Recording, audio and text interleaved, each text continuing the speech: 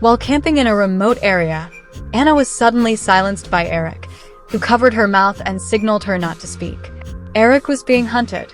He quickly threw Anna into a tent and ordered her to call him her husband. Then he kissed her, a move that successfully distracted his pursuers. Afterward, Eric gave Anna a ring, promising to compensate her, and then vanished without a trace. Anna was terrified and thought Eric was a complete psychopath. However, in reality, Eric was the head of a powerful financial conglomerate, controlling the economic lifeline of the city. His younger brother, Jill, informed him that their mother had chosen 30 women for him and was forcing him to pick one to marry that very day. At that moment, Anna was out delivering food. When Eric saw her fresh and elegant face, he instantly came up with the perfect idea to escape his arranged marriage. As soon as Eric walked into the room, a group of beautiful women swarmed around him, trying to get close. However, he became furious on the spot and warned his mother to stop arranging such ridiculous matchmaking events. Just then, Anna appeared. Without hesitation, Eric grabbed her and publicly declared that she was the one he wanted to marry. Eric's mother was utterly shocked, convinced that he had gone insane. At that moment, Jill noticed the ring of family authority on Anna's finger, a ring that granted its bearer control over all family affairs. It was then that Anna realized the man standing before her was the very one who had indirectly caused her father's death. As the head of the city's most powerful conglomerate, Eric's slightest decision could create a massive ripple effect. Her father had gone bankrupt and committed suicide in the wake of one of Eric's business storms. Now, facing her sworn enemy, Anna didn't hesitate to slap Eric hard before turning to leave. However, Eric had already fallen for Anna at first sight the night before and immediately decided he would marry her. Anna was looked down upon and criticized by her classmates because of her extreme poverty. Just then, the principal approached her, bowing and nodding respectfully before personally handing her an official appointment letter. It turned out that Eric had purchased the school and directly transferred ownership to Anna's name. At that moment, Eric appeared, presenting her with rows of expensive jewelry. However, Anna remained cold and indifferent, stating that she despised such filthy things and demanded that he leave immediately. Without hesitation, Eric picked her up and carried her away. As soon as they entered the room, he pinned her down on the bed and started unbuttoning his shirt. Terrified, Anna pushed him away and furiously accused him of causing her father's death and how her mother had taken her own life in grief. For the past 2 years, she had been surviving by delivering food. Eric gently wiped away her tears, but she slapped his hand away, firmly declaring that she never wanted to see him again. Yet, instead of getting angry, Eric simply smiled, finding her even more intriguing. Meanwhile, Anna's cousin Bess heard that Eric would be passing by and immediately devised a plan to get close to him. She deliberately spilled water on him, but Eric showed no anger, because he had something far more important to do, preparing the betrothal gifts to marry Anna. That day, Anna handed over all the money she had earned from her part-time job to Bess's mother as living expenses. However, Bess's mother still found it too little and even suggested that Anna marry a wealthy old man instead. Just then, Eric's men arrived with an extravagant betrothal gift. Anna immediately refused, but Bess slapped her, believing that the gifts were meant for herself. Bess's mother then told Anna that she had already arranged a husband for her, a 70-year-old man. When Anna firmly refused, she was violently beaten by both Bess and Bess's mother. Bess's mother even announced that a joint engagement ceremony for both Anna and Bess would take place in 3 days. On the day of the engagement, Anna was forcibly brought before the elderly man. He lecherously attempted to touch her, but she pushed him away. Humiliated, he flew into a rage and started beating her while the surrounding people hurled insults at her. At that moment, Eric appeared, walked to Anna's side, and vowed to take revenge for her.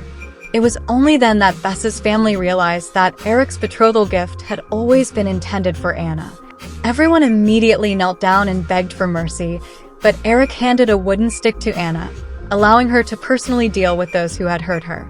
In the end, all those who had bullied Anna received the punishment they deserved. Anna, exhausted and on the verge of collapsing, was caught by Eric just in time. She struggled to break free, but Eric silenced her with a kiss. At the hospital, Eric tenderly took care of her, but Anna used the excuse of changing clothes to drive him out of the room. She then immediately called her best friend for help, planning an escape. However, just as they were about to leave, Eric intercepted them. Trapping Anna against the wall, he coldly threatened that if she refused to marry him, he would kill her best friend. Left with no choice, Anna reluctantly agreed to the marriage. Eric personally placed a ring on her finger, pulled her into his embrace, and announced that a grand wedding would take place in 1 week. Afterward, Anna left and secretly discussed an escape plan with her best friend.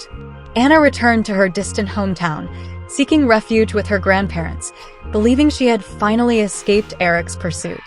However, that very evening, her grandfather unexpectedly brought Eric home, introducing him as a philanthropist who was planning to invest 200 million yuan into the village. Eric asked why she had run away, and Anna, filled with anger, told him it was all because he had forced her. In response, Eric suddenly kissed her, while Anna desperately pleaded with him not to reveal their relationship. However, Eric demanded that she beg him. Left with no choice, Anna kissed him but still coldly told him to get lost. Just then, Henry appeared, and his mother asked about Anna's relationship with Eric. Anna quickly denied knowing Eric at all. During dinner, Henry's mother brought up Anna and Henry's past engagement and expressed her sorrow over the tragic death of Anna's parents.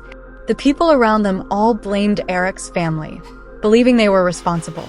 Upon hearing this, Eric immediately ordered an investigation into the truth behind Anna's father's death. After Henry left, Eric pulled Anna into his arms, his jealousy evident. Disgusted, Anna pushed him away and begged him to let her go.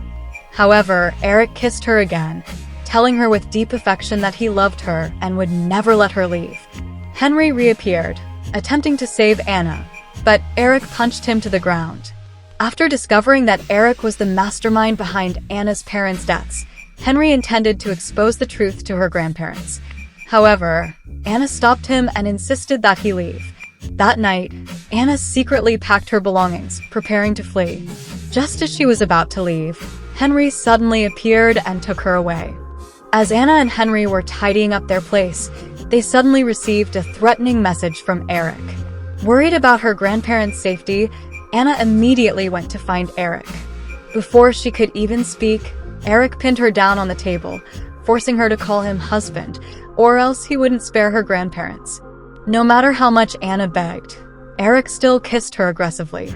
After seeing her grandparents, Anna swore that she would never marry Eric. At this moment, Henry's mother came up with an idea. If Anna married Henry, perhaps Eric would let her go. Desperate to escape Eric, Anna had no choice but to nod in agreement. However, just as she was about to leave, Eric's men blocked her way. Even Eric's mother disapproved of him marrying Anna and secretly helped her escape. On the wedding day, Eric arrived to take his bride, only to discover that the woman waiting for him was not Anna. Furious, he exploded in rage. His mother tried to stop him, but he coldly pointed a gun at her head and declared, "Anna can only be mine." Meanwhile, Anna, dressed in a stunning wedding gown, was preparing to marry Henry. Just as the ceremony was about to begin, Eric suddenly barged in and forcefully took her away. In desperation, Anna held a knife to her throat, threatening to kill herself. However, Eric cruelly used the lives of her loved ones to pressure her into submission. Left with no choice, Anna surrendered. The officiant immediately announced Anna and Eric as husband and wife. Eric kissed her deeply, while Anna whispered through gritted teeth that she would hate him for the rest of her life. That night, Eric took Anna into their bridal chamber and couldn't help but kiss her. However, Anna told him she wasn't ready. Eric gently reassured her, saying he would give her time. Then he presented documents showing that he had transferred all of his assets into Anna's name, proving his feelings for her. The next morning, Anna was woken up by the servants and ordered to serve tea to Eric's mother. Eric's mother mocked her, belittling her lowly background, while the servants intentionally burned her hand with hot tea. Just then, Eric arrived in time, standing firmly by Anna's side and openly confronting his mother. He carefully treated Anna's wound, and his tenderness made her heart waver ever so slightly. Later that day, Eric took Anna back to her hometown to visit her grandparents. Unexpectedly, Henry appeared and dragged her away, taking her to meet Eric's rival Taylor. Taylor offered Anna a deal. If she agreed to be his spy, he would provide her with a listening device and, in return, give her a video revealing the truth about her father's death. Anna knew Taylor was only using her, and she didn't want to betray Eric. Instead, she used a voice-changing phone to call Eric, pretending to be one of Anna's former lovers. She fabricated a story about Anna being promiscuous, hoping to disgust Eric and make him divorce her. However, Eric didn't believe a word of it. He rushed home immediately, holding Anna tightly, only concerned for her safety. Anna continued to send Eric pictures of the scars on her body, falsely claiming they were caused by another man. In reality, those scars were from past abuse by Bess's mother. Eric's heart ached for her. He held her gently, kissing her wounds softly, and whispered, "From now on, no one will ever hurt you again." Anna was completely moved by his actions, and tears streamed down her face. Eric pulled her into his arms, comforting her softly, and promised that he would seek justice for her. The next morning, Anna woke up to a bouquet of flowers from Eric. Understanding his feelings, she decided to throw away the listening device that Taylor had given her. However, Taylor called and threatened her, saying she had broken their agreement. He warned that he would expose all of her conversations with Eric unless she poisoned him. Anna brought Eric a glass of milk and gently wiped the corner of his mouth. Smiling, Eric told her that he wanted to take her somewhere special. It turned out that Eric had already uncovered the truth. Anna's father had actually been killed by her own uncle. Furious upon learning this, Anna was overwhelmed with anger, but Eric pulled her into his arms to comfort her. At that moment, Anna finally confessed that she had drugged him. Taylor suddenly appeared, smugly thanking Anna for helping him get rid of Eric. However, Eric continued to hold Anna tightly and reassured her in a soft voice, "Everything will be fine." Just then, Jill arrived with his men and surrounded Taylor. Enraged, Taylor raised his gun at Anna, but he was instantly shot down by a sniper who had been lying in wait. It turned out that Anna had secretly reached out to Jill and planned everything in advance. The drug she had given Eric wasn't poison. It was actually an aphrodisiac that Jill had provided. Supporting the weakened Eric, Anna whispered that she would give him the antidote.